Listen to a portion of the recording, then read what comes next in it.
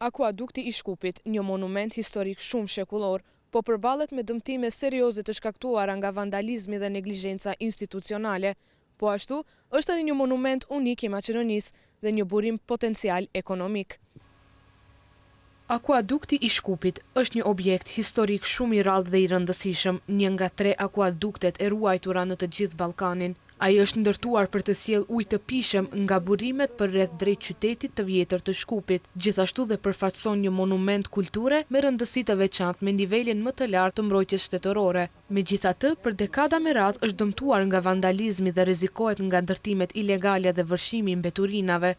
Akuadukti ka nevojë të ruhet nga shkatërimi i mëtejshëm, të restaurohet në mënyrë profesionale, të shndrohet në një hapësirë kulturore dhe turistike, gjithashtu të bëhet një simbol i lidhjes mes historisë së lashtë dhe jetës moderne të Shkupit. Problemi, sipas disa ekspertëve, është një kombinim i apatisë institucionale, mos interesimit qytetar dhe dëmtimit të qëllimshëm.